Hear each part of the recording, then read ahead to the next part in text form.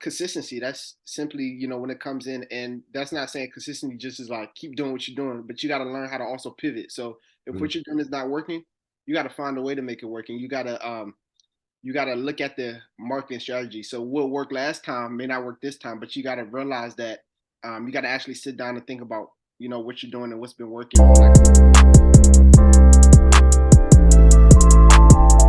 Hey, hold up. Fred made this? What's up, everybody? You here off the field with Isaiah Robinson, special guest Jalil Nelson. How you doing today, bro? I'm doing good. Can't complain. Yes, sir. Good. Jalil, a former wide receiver for Kent State. Now he's known as a personal trainer. So going into the interview, let's talk about your career at football. So Kent State is a major program. How did you get there? So what happened was, I guess during the time, just coming out of high school, I wasn't as heavily recruited as I wanted to be. Um, so with that being said, I was sending tapes to different schools, whatever the case may be, wasn't really getting my opportunity. So tried with Kent State, they reached back out, and I was able to really connect with the coach, and they saw me. I went up there for a little bit, and then that's how I was really able to that door open for me. Mm, So it was cool. that's good. So as a college football player, what were some of your high moments and some of your low moments? I'll say I'll start with the low. The low was just when I got there. I played defense my whole life. Mm. So when I got there and them trying to switch me to offense, man, I was known because I didn't have hands. So they trying to switch me to something that I suck at. Right. So it was a transition just because you playing at a collegiate level, Mm. and you're playing a position that's actually your weakness. So I mean, Right. it was crazy. But I'll say my high moment was really um just being consistent, just staying in the weight room and stuff like that, and just seeing myself progress. Mm. That went a long way because it kind of gave me everything is about confidence. So it kind of gave me that confidence to go out there and really just handle business. Mm. So, like you said, everything's about confidence. So, getting transferred from receiver to DB, how did that affect your confidence, and how did you bounce back from that? Oh, DB the receiver. So I'll say My fault. no, you good, you good.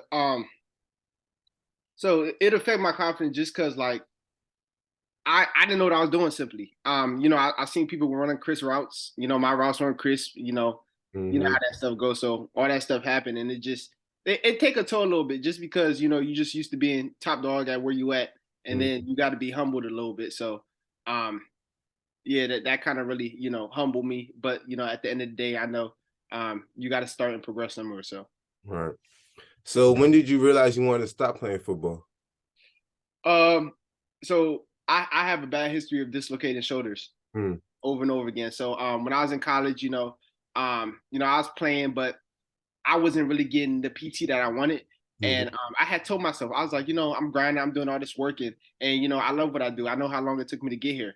But I did tell myself one thing. I was like, listen, let me get a sign. I was like, if this is not for me, let me get a sign. So what happened was, I'll probably say the end of my sophomore year, going into junior year, my shoulder came out. Mm. So when my shoulder came out, the first time, it was frustrating, because it done took me so long to get to where I was at. And then I had to take a couple steps back. And it's like, you're back on the depth chart, you got to go through the recovery process, Mm-hmm. so all that stuff. And then it happened again. The second Mm. time it happened, from there, it was kind of like I just gradually, like, I just started looking for what's next because I just knew that you can't play nervous. And my shoulder kept coming out, and it's something that really like limited me. And it Right. just kind of took a toll. So I had Right. to look at the future type stuff. So, in your opinion, are most athletes properly prepared for life after the field? No, So, why you say that? nah, just because it's it gets different. I'll be honest. It gets different. A lot of times, and this kind of what led me to be a fitness trainer. A lot of times we're accustomed to we got a schedule, we got a routine. When we stop, people are used to being on the schedule, not having to create their own. So Right. once you stop being on the schedule and realize that you got to create your own, life changes. Mm. People love the freedom when you stop, but they don't realize how to use that freedom to help them out. So Right. it's a good trend. When did you understand that you were bigger than football? Uh, all right, so that's a good question. Damn, that's a good question, Zay. So, I realized that I was bigger than football. Really, just so I guess after the transition of just me playing and stuff like that. Just continue to work out and do what I do type stuff. Little by little, I started posting stuff on Instagram, right? And I was just doing it just because I was just passionate about it. Just working out, posting, working out, posting, and working out. And over the course of time, I was just seeing the impact I had on different people. When I stopped posting, people were DMing me saying, what's going on? You still working out? You doing this? You doing that? And to me, it kind of just said, people actually look at what you do, type stuff. So a lot of times, people don't think people watch you, but there's always somebody watching you. So I think that's when I realized that like my platform, me, and what I do in my actions are more powerful than what I thought initially. So what made you actually get into personal training? Since you say you have free time, you say you created a schedule, but like what made you say, okay, this is what I want to do, this is really what I want to lock in on? Well, I'll tell you one thing, personal trainer was never my goal. Mm. It just happened. So it's not anything I sat down and was like, I want to become a personal trainer. It just happened. So I went to college to become a physical therapist. Oh wow. I was taking internships with a PT, and everything was kind of slow. I'll be honest, I was falling asleep. I felt like I was sleepwalking. Everything was just slow. You talking with older Going people, through the motions. going through the motions. Yeah, and to be honest, it just wasn't me. It's like it wasn't fast paced and stuff like that. And then I'd had a couple friends and stuff like that asking, "Oh yeah, let me get a workout in." So it started with get a workout in to people referring me to people, to me training people. So everything kind of just pivoted and transitioned, and then I got my certification, and then I just took off from there. Then I was offered a space to work at in terms of like a private facility, and Okay. then everything just kind of happened just like that. But I never sat down and was like, you know what, let me become a personal trainer. It just happened. Oh, wow. Yeah. Tell me about your services and what you offer for your personal training. All right, so my services, my niche is really helping people lose, body fat. A lot of times people think, body fat is simply just cardio and working out and just eating less, but it's a lot more to it. I tell people that a lot of times the best way to burn fat is really to build muscle. So I really help people build muscle through exercises. I do a lot of HIIT workouts. I do group trainings, and I do, one-on-ones. And I really just offer a good space for people to really, work out, learn themselves, and just really push them to that next step and help them get the results. So, like you said, you mentioned how your business grew fast from word to mouth and things like that. Once that started happening, did you use any more tips that you learned along the way to try to grow your business, or what was your marketing strategies you use? Yeah, you came ready, right? Yes, Yeah. sir. Yeah. I respect that. I respect it. So, hey, that's a good question. So, I'll say, what I really started using my strategies was when business started to get slow. So Mm, starting off, everything's good. Everything's always good starting off, but then you're gonna have those moments. People are people. People gonna drop. People gonna find something else to do. But that's where it comes in terms of like just consistency. That's simply when it comes in, and that's not saying consistency just is like keep doing what you're doing, but you got to learn how to also pivot. So if mm, what you're doing is not working, you got to find a way to make it work, and you got to look at the marketing strategy. So what worked last time may not work this time, but you got to realize that you got to actually sit down and think about what you're doing and what's been working, or like what's the new trend out. So right mm. now, I say a lot of people like reels. They like stuff that moves fast. They like physiques. So if it's something as simple as that, then you got to realize that you got to speak to your audience Mm. type stuff. So just really being able to communicate to your audience and not communicating to yourself, but to the audience to try to relate, and then that's how you win over time. I like that.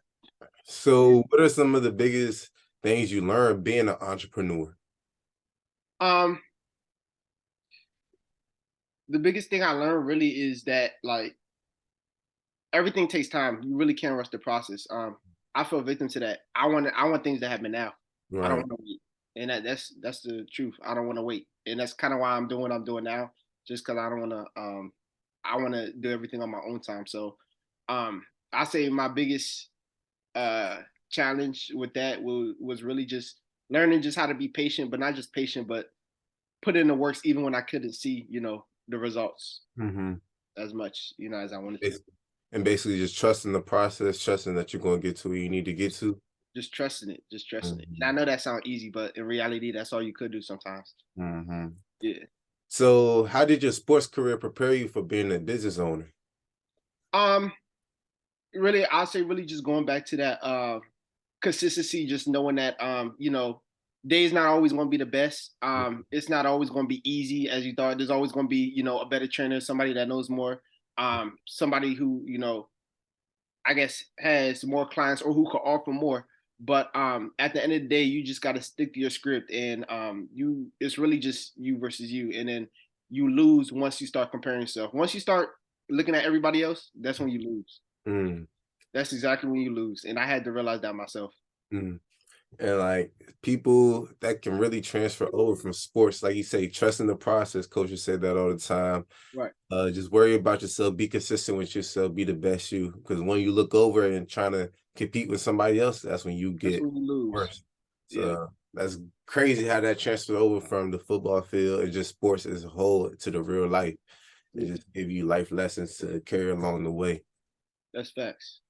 So what are some things you do to keep your clients motivated and make sure they come consistently? Because if they just come one time, workout, they're not really going to lose any body or belly fat. So what are some things you do to make sure they keep coming? Hey, so it I think a lot of that goes back to knowing your clientele, and you gotta know exactly why people are there. So with that being said, typically if I have people around, my age range or athletes, I know they like to compete. So at the end, I end it with a competition. Mm, Um, some of my older clients, I know they like to end their sessions, feeling good. They don't always want to feel sore. So at the end of the sessions, I have them, stretch out a little bit, or we'll go through some mobility. So okay. I do things and put things into place that speak to these people, so that it's like, oh, that was good, or I make it fun or entertaining, and Mm, then I mix people up depending on personalities, and mhm. then different personalities help me do the work. So Wow. it becomes, yeah, it's a lot that goes into it, but it's fun and just interacting with people. Mm. If you had to start your business all over again, what would you do differently? Uh, if I had to start my business all over again, what would I do differently? Um, Shit, that's a good question. Mm-hmm. I, just, I just feel like the position I'm at now, I needed everything that happened to me. So that's kind of a hard question. Because everything happened for a reason. Everything happens for a reason. So it's like I feel like if I skip like a certain step, I wouldn't be where I'm at now. So Mm. yeah. So how can the audience and the fans reach out to you if they want to get some training in? Oh, they could message me at King Lil Work on IG. They could send me a DM. Then I have them fill out a form. I have my website link also in the bio. So they fill out the questionnaire, goes to my email, and or they could DM me, and then I'll reach back out to them. Cool, cool, They cool. like So that. now we get into the hot seat questions of the interview. All right, hot seat. Who's I your don't know how biggest? I feel about this one. Yeah, this is who's your biggest motivator? uh, who's my biggest motivator?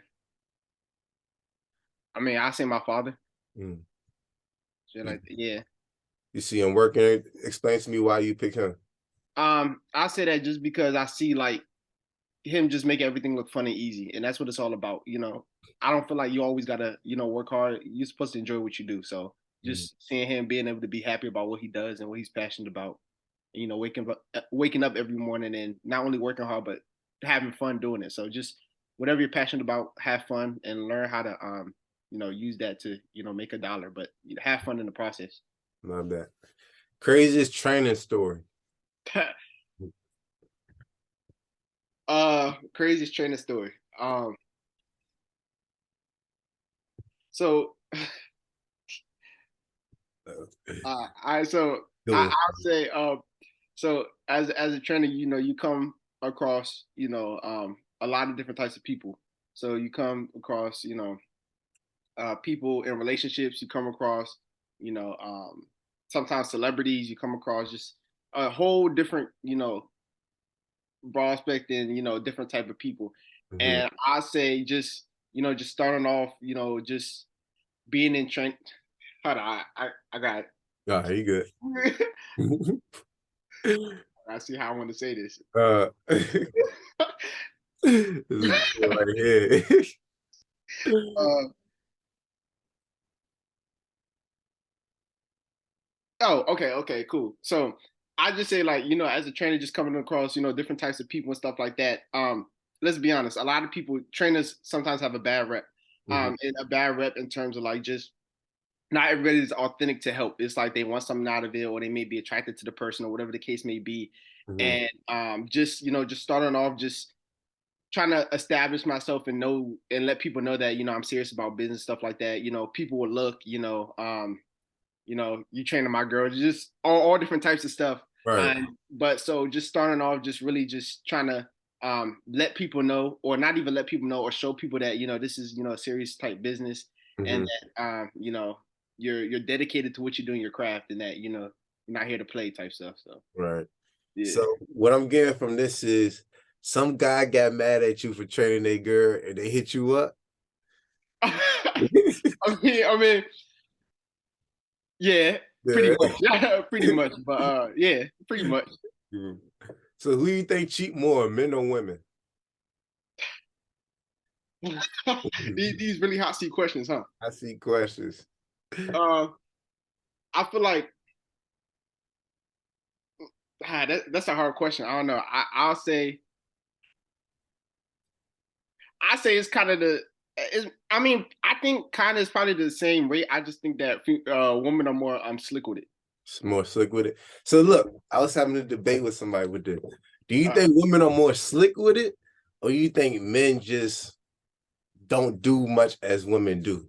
Like, let's say this. Say a girl tell a guy, okay, I got a boyfriend, so you gotta text me at this hour, you gotta text me at this. Don't hit me up during these times. You think a guy's gonna be more acceptable rather a guy telling the girl, okay, I got a girl, you can only hit me up at these hours? Because I feel like men know how to play their role more than women do. hey, that's a fact. That's a fact. I do feel like men know how to play their role more than women, but I also feel like I feel like a lot of times we got the like as like men. A lot of times like we move like with the thought of like I don't care type Mhm. attitude. And I think women actually, they care more or deeply into it, or they build that emotional connection. Facts. And I think more dudes just like, it's based upon I don't care. Like forget that. I think Right. that's more the mentality. So I feel like that adds a load to Okay, cool. That's it. facts. An experience that changed your life. One experience that changed my life. Mm-hmm. Um,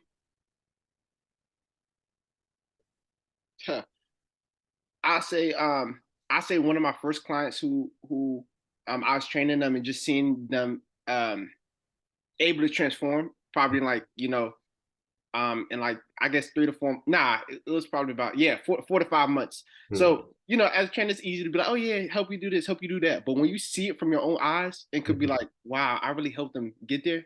That changes you forever because it's like, okay, you know what you're doing is working. Right. You know what you're telling people is working. So that changed me forever because that was just another mode that made me want to lock in and help other people. That's good. If you could go back in time, what would you tell your 16-year-old self? Um, I tell my 16-year-old self just simply, take it day by day. Don't look too far in the future. Don't look too far in the past. Mm. And don't like don't operate without a schedule. Like don't just wake up trying to freestyle your days. Actually, like take time out of your day to plan your schedule. And if you don't have a plan, you're planning to fail. Straight like that. So That's good. That's wise right yeah, there. yeah. So, uh, anything you want to tell the audience and your fan base before you get off this show? I'll say hey, I know it sounds simple, but literally, whatever you want to do, do it. You keep waiting until tomorrow, you delaying the process. The way it works is every single time you delay the process, you get further away from that goal. So there's more that's needed to reach that goal. So every single time you see just sitting there, it's like tomorrow, you're just getting further away from your goal. And Mm, you're not staying still, you're just getting further away from it. So make those steps each day and you'll look back and be like, wow, you're happy you started. mm. That's facts. That's facts. I Yeah. appreciate you for coming on again, Brody. No doubt, bro. Tell everybody where they can find you at again. One more time for the people. Y'all can find me on Instagram at King Lil Work, KingLil and then WORK, King Lil Work. And then yes, shoot me a message. Click the link in my bio if interested in training, or just have any general fitness questions, and I got you. Yes, sir. Yeah. So you guys like, comment, subscribe to the channel. We out.